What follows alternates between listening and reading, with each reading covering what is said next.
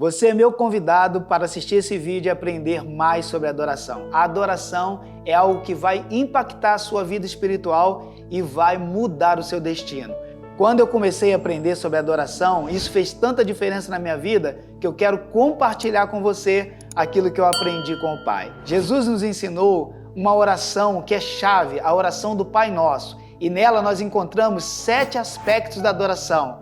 O primeiro está na frase, Pai Nosso que estás no céu. Adoração tem a ver com relacionamento, com paternidade, relacionamento pai e filho, intimidade com Deus. O próprio Jesus disse para a mulher samaritana que os verdadeiros adoradores adorarão o Pai. Muitas pessoas dizem assim, os verdadeiros adoradores adorarão em espírito e em verdade. É verdade, mas Jesus deu a ênfase no Pai. Adorarão o Pai em espírito e em verdade. Então, antes de você adorar, você precisa estabelecer um relacionamento com o Pai. E quando nós estabelecemos um relacionamento com Deus, um relacionamento com o Pai, nós estamos habilitados a começar o nosso processo de adoração. Adoração é uma entrega total ao Pai da nossa vida, da nossa história e do nosso destino. Quando nós nos rendemos ao Pai, quando nós falamos com o Pai, quando nós entramos no lugar secreto e começamos a orar e adorar, ali nós estabelecemos um relacionamento de intimidade e é esse relacionamento que vai fazer a diferença na minha e na sua vida e vai mudar a nossa história. Paternidade significa cura de Deus para os nossos traumas, cura de Deus para as nossas feridas interiores. Muitas pessoas têm problema na área da paternidade. Quando uma pessoa tem um mau relacionamento com seu pai ou algo que foi mal resolvido com seu pai natural, ela tem dificuldade de se relacionar com Deus. Mas quando ela começa a se relacionar com Deus, quando ela busca Deus de todo o seu coração, a paternidade de Deus cura o seu problema de paternidade, cura a sua paternidade mal resolvida. E ali se estabelece um relacionamento de intimidade que nós chamamos de adoração. O segundo aspecto que nós vemos na oração do Pai Nosso é a frase, santificado seja o teu nome. Você sabia que os judeus tinham tanto respeito, tanta reverência ao nome de Deus, que eles evitavam até mesmo escrever o nome completo de Deus? Eles tiravam as vogais e usavam somente as consoantes de tanto respeito que eles tinham com o nome do Eterno. Isso também era uma maneira deles reverenciar o próprio Deus, reverenciando o seu nome. E aqui Jesus parece confirmar esse mandamento que Moisés deu para o povo, não tomarás o santo nome do Senhor em vão. Jesus fala assim, santifique o nome de Deus. Então, o outro aspecto que tem a ver com a adoração é santidade e reverência na presença de Deus. O que é santidade? É você separar, consagrar a sua vida a Deus. É você separar, tirar da sua vida todo o lixo emocional, tirar da tua vida todo o lixo e conceito e filosofia deste mundo e colocar dentro do seu coração o conhecimento de Deus, a palavra de Deus que te limpa e que te santifica para ser um verdadeiro adorador.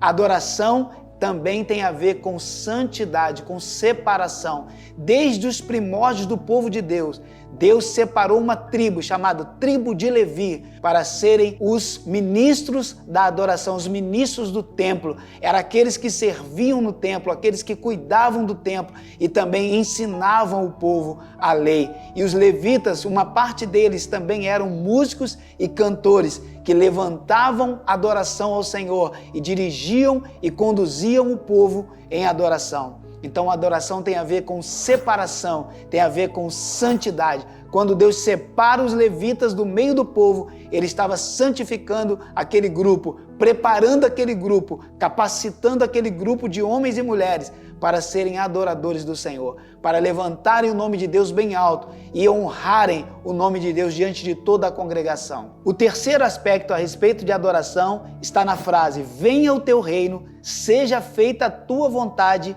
assim na terra como no céu.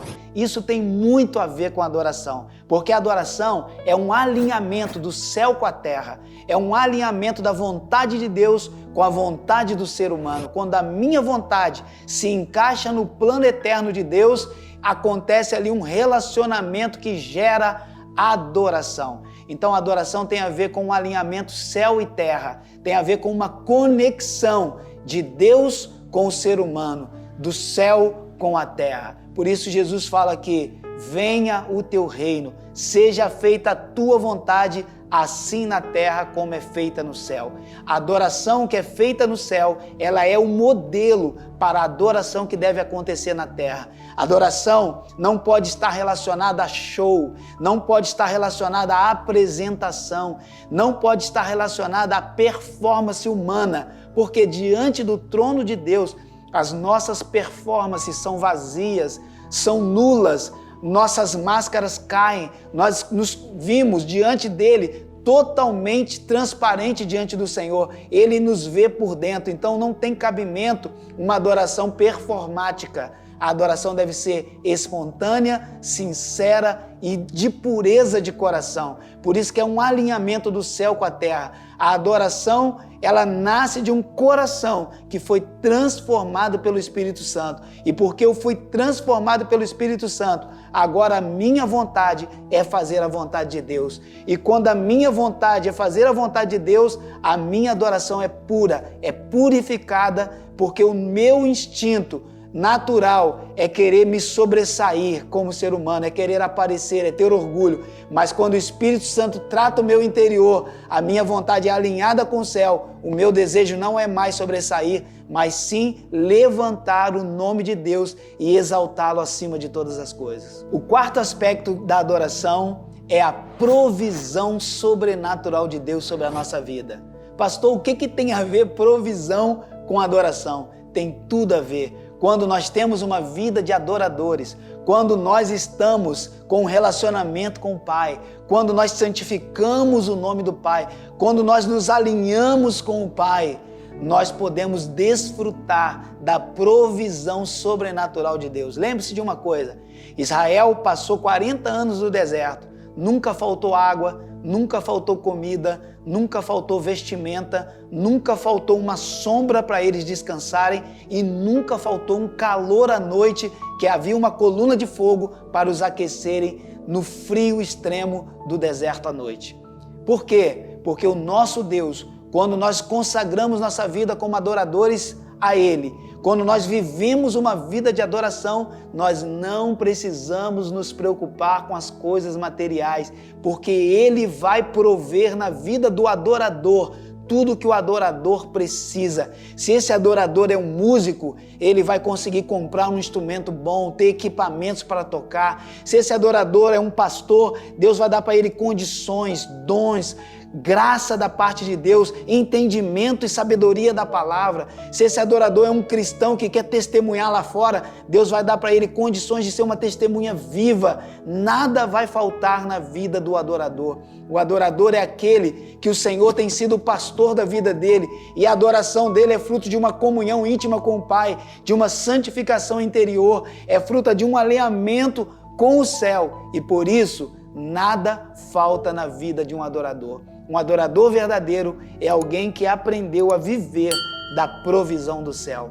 Israel não precisava plantar trigo para colher e para depois fazer pão. O pão caía do céu e eles colhiam todas as manhãs e eles se alimentavam. Israel não precisava ir longe para conseguir água. No caminho que eles estavam, sempre havia um lugar que Deus falava, dali daquela rocha vai sair água, e a água saía. De tal maneira que o apóstolo Paulo usa uma interpretação rabínica antiga, e ele diz que a rocha os seguia. Ou seja, onde eles passavam, não é que tinha água, é porque havia uma rocha que os seguia, e essa rocha é Cristo. Cristo é a rocha que sacia o adorador, que enche o adorador da água da vida. Por onde ele passa, tem água da vida. Por onde ele passa, tem pão da vida.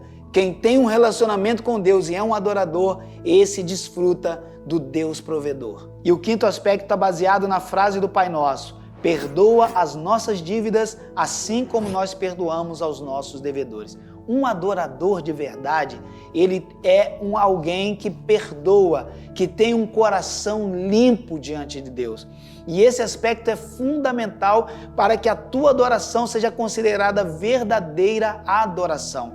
A verdadeira adoração, ela nasce de um coração tratado por Deus, um coração curado por Deus. Se alguém está cheio de mágoas, cheio de ressentimentos, cheio de ira, de ódio, ele não pode expressar uma verdadeira adoração. Deus precisa primeiro curá-lo, Deus precisa primeiro libertar este coração para que ele seja puro e ele possa adorar ao Senhor em espírito e em verdade. No Salmo 131, o salmista diz assim: Senhor, não é soberbo o meu coração, nem altivo o meu olhar, não ando à procura de grandes coisas, nem de coisas maravilhosas demais para mim. O que ele quer dizer com isso? O meu coração foi purificado e agora eu posso te adorar, eu posso chegar na tua presença, no teu altar e te dar o meu melhor, porque o meu coração foi sarado, foi curado e agora eu tenho um coração puro, um coração purificado pela obra poderosa do Espírito Santo na minha vida. Chegamos ao sexto aspecto da vida de um adorador e esse sexto aspecto está baseado na seguinte frase: não nos deixe cair em tentação, mas livra-nos do mal. O que é isso na vida de um adorador? É ter um caráter firme, saber dizer não, ter na sua vida a disciplina do não. Muitas pessoas sabem falar sim, falam sim para tudo, mas têm dificuldade na hora de dizer não.